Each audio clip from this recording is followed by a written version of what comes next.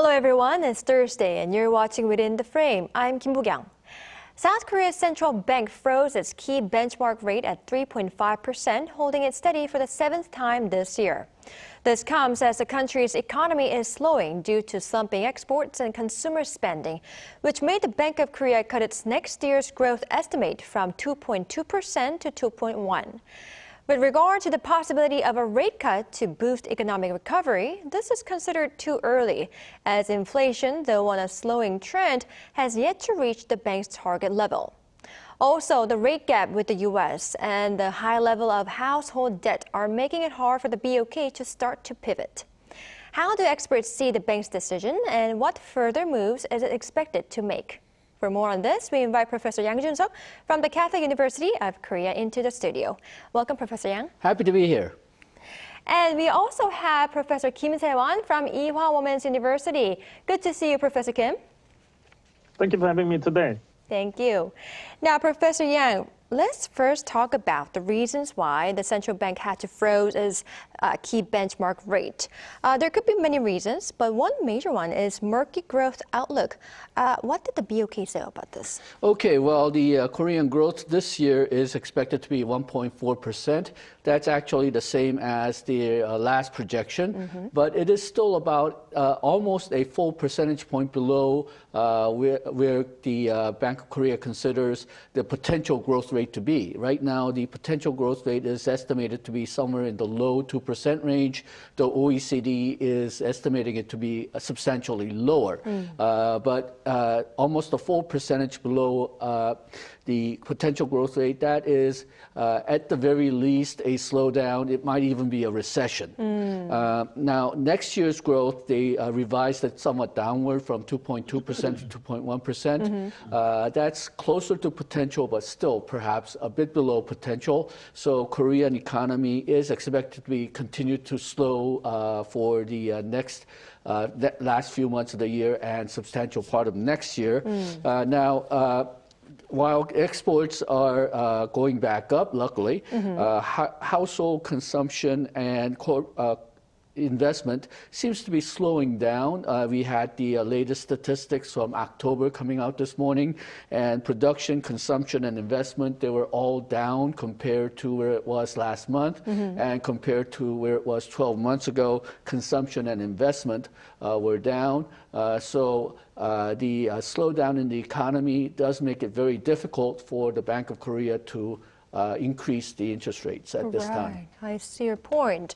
Now, Professor Kim, exports, like our Professor Yang already mentioned, are a major pillar in terms of South Korea's growth. And though there were some signs of recovery, exports seem to be still going through a slump due to weak global demand. Is it right? I think so. Actually, the importance of export can't be overemphasized in Korea because Korea is one of the most foreign-dependent economy in the whole world. Korea's exports likely rose for a second month in November, but at a slower pace amid uncertainty over the global growth outlook. November's official trading data is not released yet, but outbound shipments from Korean economy are expected to have risen 4.7% in November on year. That would be a little slower than an increase of 5.1% in October, which was the first year-on-year gain in 13 months. Another good news is that exports of semiconductors, which is #1 export item in Korea, were on the course of post the first increase since July 2022. By destination, U.S.-bound shipments were 16% higher, but exports to China and European Union fell 2% and 4% respectively in November. It is also expected that imports likely fell almost 9% in November on year, after a decline of 9.7% in October. That marks the mildest decline in 8 months. So altogether, that would keep the trade balance in surplus for 6 straight months. The expected monthly surplus would be about $1.3 billion in November, compared with $1.6 billion in October. All right, I see. Well, it's good to hear that we are seeing slight uptick in outbound shipments, especially regarding the chips. All right, well, Professor Yang, another reason is that there are risks posed by real estate project financing. But what is this and why is it so concerning? Okay, well, the project financing market or bond markets in general, because basically project financing is borrowing money to start construction projects. The market has been really nervous since last year when we had the so-called Legoland incident, where Gyeonggi province, even though they promised to guarantee the bonds that were used to build Legoland, they said that they were not going to guarantee it fairly suddenly. They took that back. So they said that they will guarantee the Legoland bonds again, but that really made the market very, very nervous. But perhaps even more serious is that there's a lot of high-quality bonds that are competing for money in the bond market right now. Because they had government had a very large budget deficit last year, they increased issuance of bonds. Because KEPCO had suffered very bad losses because of higher fuel prices, but controlled electricity prices. They have also generated issued a lot of bonds. Those bonds are usually considered higher quality than project financing bonds. So they have been soaking up the markets. And some of the less quality project financing bonds really had a tough time finding buyers. And this is expected to continue next year, at least for the first half as well. Now, the government is trying to get out of the market. They are saying that they will use excess government funding that's available from things like foreign exchange stabilization funds, so that they don't have to go and get money from the bond market. But KEPCO probably still will have to finance itself from the bond market. And because of the very high interest rates, even if the funding is available, the project financing bonds will probably have to pay a very high interest to lenders. The governor of Bank of Korea said today that if the interest rates are kept very high, then there's a possibility that smaller and less solid construction companies may have to go out of business or face market restructuring. Right, I see. So risks regarding this project financing is still looming, and it will continue until perhaps early next year, right? Right. So it'll basically depend on when the interest rate goes down and if there's hopefully some more room in the bond market, less borrowing by government and KEPCO. Right, I see. Now, Professor Kim, now as for inflation, though consumer prices have remained over 3% for the third consecutive month, policymakers reportedly have hopes of easing inflation with oil prices stabilizing. This could have been one of the reasons why the BOK decided to refrain from tightening monetary policy further. Is this correct? That's correct. Uncertainty on inflation still goes on in Korea. The annual inflation rate peaked in July last year at 6.3%, but after that, Korean inflation dropped down to 2.3% in July this year. So in the middle of this summer, some believe that inflation pressure in Korea is almost gone. However, quite unexpectedly, inflation picks up again from August this year. As of October, the inflation is 3.8% on year, which is 1.5% higher than the bottom of this summer. Major reasons for rising price level are higher oil price and food price. We are having higher oil price due to oil-producing countries' production control and Hamas-Israel war. And food prices increases are related to shortages of some agricultural products. But Korean inflation is likely to ease in November to about 3.6%. As prices of oil have been falling a little bit recently, and agricultural products also have started to fall. All right, so it is forecast to maintain its underlying slowing trend. I see. Now, Professor Yang, But for now, consumer prices are still high, and thus consumer sentiment fell for the fourth straight month, standing at 97.2 in November. How do you see this figure? Okay, well, the Consumer Sentiment Index has 6 categories. The first is current living standard. Second is prospective, also the future. What the consumers feel that future living standards are going to be, whether it will improve or decrease. And third category, prospective household income. Fourth category, prospective household spending. Fifth category, current domestic economic conditions. And the last item is prospective domestic economic conditions. Now, for current living standards, prospective household spending, and current domestic economic conditions, they fell with the last sentiment index. So they are somewhat feeling pessimistic about the current situation and perhaps future spending. But perhaps a bit of hope that we see in these figures is that for prospective, so future economic conditions, those points went up a little bit. So it's being reflected in other sentiment indices as well, business indices. They seem like right now the economy is at the bottom, or at least it was last month. And they are hoping that or expecting the economic conditions to get better in the coming months. So that's a bit of hope, but we'll have to see whether that hope is realized. Right, I see. We'll have to see. Now, Professor Kim, keeping the benchmark rate unchanged is one thing, but the BOK said it will keep its restrictive monetary policy and that a pivot will not come soon. And this is due to a large rate gap between Seoul and Washington, though the won and dollar exchange rate is stable for now, right? That's correct. First of all, the slowing economic growth needs lower key interest rate by Bank of Korea. However, there are still robust inflation pressure and rising household debt, which make Bank of Korea does not cut its key interest rate. And the key interest rate gap between US and Korea are still 2%, which is relatively higher than before. That means that $1 exchange rate needs to be more rising due to stronger US dollars. However, recently, $1 exchange rate is dropping below $1,301 level.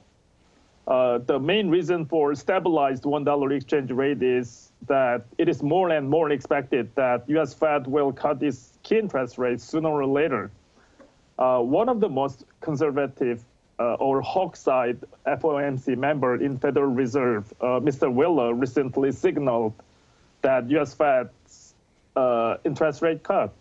And then U.S. 10-year maturity treasury yield is dropping 60 basis points in a month. So as long as U.S. Fed's interest rate cut signal continues, $1 exchange rate would be continuously stabilized even with 2% key interest rate gap between U.S. and Korea. All right, I see your point, Professor Kim. Now, Professor Yang, another reason why it would be difficult to, cut the rate is because of the household debt. It reached a record high of around 1.86 quadrillion Korean won, and it is not showing any signs of going down, is it? It's not, and I think that's partially because of mistaken government policy. Now, in Korean household debt, it's tied to the housing market. Most of the household debt is used to buy housing units, apartments. And what happened earlier this year, when the BOK started to raise the rates fairly rapidly, we saw a decline in housing prices and decline in household debt. But because the government felt that the housing prices were dropping too quickly, they loosened up a lot of regulations dealing with housing loans, and that started housing loans increasing again. It also started housing prices to be increased again. So in a sense, at least with household debt and housing prices, government and BOK has been working at opposite ends. In some sense, they've been negating each other's policies, and I think that's a fairly big mistake. I think in the long run, Korean housing prices has to decrease. It's, if you look at housing prices to annual income for average Koreans, it's much higher than most other countries. So in the long run, we do have to lower housing prices, but I think the government is a bit nervous because that lowering housing prices right now may have some consequences for the financial sector because they're using these houses for collateral. It's also, I think, worrying the government because the value of housing is a big part of household amount of capital. Right. And when people see that falling, I think they will get very nervous, and that's I can understand why the government doesn't want the housing prices to fall too much, but I think that is undoing some of Bank of Korea's policies, and I think in the long run, it's going in the wrong direction. All right, I see your point. Now, Professor Kim, what also matters is, as you have earlier mentioned, the Fed's decision to whether to cut the rate. And for that, let's talk about Washington's current economic situation. Sales of new homes fell short of expectations in October, while Texas factory activity, a key measure of state manufacturing conditions, contracted in November. Based on such figures, how do you see the economy overall? Market's expectation on when U.S. Federal Reserve cut its interest rate is focused on the first quarter of next year, between after January of next year, I mean. But I have to say that this expectation reflects Wall Street hopes for lower interest rate booming equity market. It has been said that U.S. economic growth is robust with solid consumption and employment so far, but U.S. economic activity slowed in recent weeks as consumers pulled back on spending, which covers 60% of U.S. GDP. And as you said, Bo-kyung, the house sales and other durable goods sales are declining a little bit recently. Recently released November Beige Book, which was compiled by U.S. Federal Reserve, reports that sales of consumer items, particularly durable goods like furniture and appliances, declined as consumers showed more price sensitivity, while travel and tourism activity was generally healthy. And also, labor demand continued to ease with a slight reduction in employment recently. It all raises the possibility of U.S. economy slowdown from now on to next year. However, there are some positive signs from U.S. economy too. U.S. gross domestic product increased at 5.2% annualized rate in third quarter, and it was the fastest pace of expansion since the fourth quarter of 2021. Right. So though there are silver linings, we could say that the U.S. would need to consider potential economic slowdown, right? Right. I see. Now, Professor Yang, we cannot leave out inflation. On Thursday local time, Washington's personal consumer expenditures figures for October is going to be released. What do you expect? Okay, well, I do expect the headline inflation to come down. The fuel prices have been coming down, and unlike Korea, the food prices did not go up very much during the last month. So I do expect the headline PCE inflation to come down. But I think the real key here is the core PCE inflation. That excludes oil and food, and that's because that shows the momentum for inflation. Now, in September, headline was 3.4, but core was 4.0. Core was much higher than the headline, and that showed that the momentum for inflation was still very strong, but there has been some signs that perhaps core will fall as well. The largest part of the core is actually shelter prices, and there has been some indication that apartment rents have been coming down. But we will have to see what the actual numbers are.